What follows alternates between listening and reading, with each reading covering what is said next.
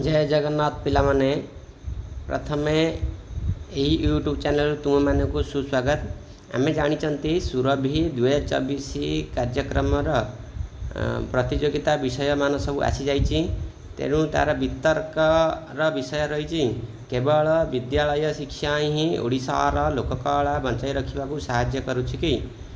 तेणु चलतु पिला माने आउ डेरी न करिकी ए विषय को भल रूप से आलोचना करवा। समादरणीय विचारक मंडली, पूज्य शिक्षक वृंद, उपस्थित भाई और भौणी माने, मोर नाम अजय बेहरा, श्रेणी दशम। आज प्रचलित सुरभि कार्यक्रम वितर्क प्रतियोगितार प्रदत्त शीर्षक केवल विद्यालय शिक्षा ही ओडिशार लोककला को बंचाई रखा साहाय्य करुछि विषय रे मु मोर व्यक्त करने जाऊँगी। अनन्य कलार भूमि उत्कल उत्कर्ष कला सह संबंधित यार इतिहास, भाषा, संस्कृति और संहतिर नियारा परिचय यही ओडिशा राज्य। यार प्रति कोण अनुकोण रे लोककलार झलक रही जहाँपाई ओडिशा सारा विश्व रे परिचित। तेणु कहुए वर्षाणां भारतं श्रेष्ठं देशानां चोत्कलः स्मृतः, उत्कलस्य समोदेशः क्वापि नास्ति महितले।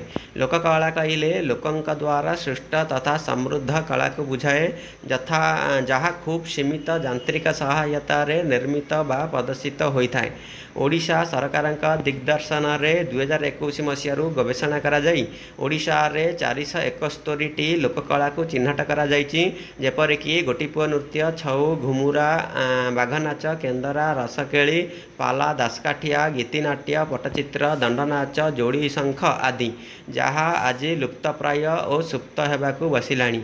जो कला को बंचाइबाकू ओडिशा सरकार सर्वदा बद्धपरिकर। तेणु प्रसंगक्रमे केवल विद्यालय शिक्षा ही ओडिशार लोककला को बंचाई रखापी साहाय्य करुछि कि मो मतरे किछि मात्रा करुछि, परंतु यह पूर्ण सत्य नुहे। कारण जदि आमे विद्यालय शिक्षा उपरे आलोकपात करिबा तेबे विद्यालय पाठ्यखसड़ा रे लोककला संबंधित विषयमान खूब कम स्थान पाई, जहाद्वारा आमको लोककला संबंध में पर्याप्त ज्ञान मिल पारि नहीं। प्रतिवर्ष जिला स्तरीय लोकनृत्य प्रतियोगिता हुए बेली आमे जानू, किंतु मु धन्यवाद देवी विद्यालय और गणशिक्षा विभाग को जीए चलित वर्ष सुरभिर थीम लोककला रखिंट एवं तार प्रतियोगिता गुड़िक लोककला संबंधित रखिंट, जहाँफल आमको लोककला विषय रे अनेक तथ्य जानिबाकू सुजोग मिल पारिला। आउ विद्यालय शिक्षार बड़ अंश हो पारिला।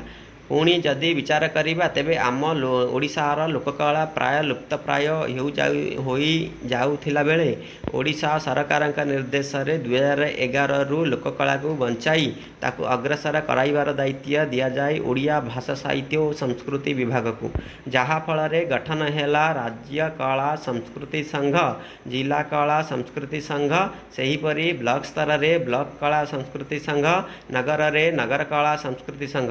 यह माध्यम लोककला तथा कलाकार मानकु चिन्हट करागला एवं कलाकार मानकु आर्थिक सहायता स्वरूप कलाकार भत्ता प्रदान करागला, जहाँ फल उज्जीवित हैला आमर लोककला और कलाकार वृंद। सेहीपरि ओडिशा सरकार आउ एक प्रयास थिला लोककला ग्राम गठन, कला को ग्रामांचल रे बंचाई रखिबापाई राज्य सरकार एक नुआ परिकल्पना थिला। एथिलागी प्रति जिलार गोटे लेखाए ग्राम को चिन्हट करागला। आहुरी जदि देखिबा लोककला बंचाइबाकू उच्च शिक्षा स्तर रे मध्य बड़ प्रयास कराଯାउअछि। उच्च शिक्षार केतोटी विषय रे लोककला संबंधी पाठ्य को स्थान दिया जाइछि। लोककला संबंधित नृत्य, वाद्य, गीत, शिल्पकला को निजार कार्यक्रम गुड़िकर प्रदर्शित करुछंती। पुणी अन्य एक क्षेत्र को जदि देखिबा ताहाले सोशल मीडिया, न्यूज चैनल, खबर कागज आदि गणमाध्यम मध्य किछि भूमिका रही।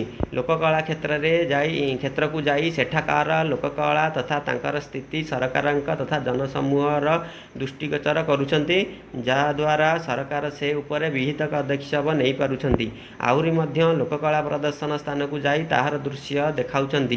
फलस्वरूप साधारण लोक भी लोककला संबंध में किछि धारणा पाई पारुछि।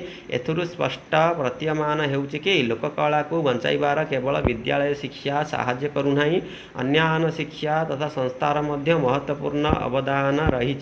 तेणु ସମସ୍ତଙ୍କ ଅବଦାନ ରହିଲେ ହିଁ ଆମର ପୂର୍ବ ଲୋକକଳା ବଞ୍ଚି ରହିବ। ନହେଲେ ଆଗାମୀ ପିଢ଼ି ଆମ ପରମ୍ପରାକୁ ଲୋକକଳାକୁ ଜାଣିପାରିବେ ନାହିଁ। ତେଣୁ ଆସ ଆମେ ସର୍ବେ ଶପଥ ନେବା, ଲୋକକଳାକୁ ଫେରାଇ ଆଣିବା। ଏତିକି କହି ମୁଁ ମୋର ବାଣୀକୁ ବିରାମ ଦେଉଛି। ଜୟ ଜଗନ୍ନାଥ, ବନ୍ଦେ ଉତ୍କଳ ଜନନୀ।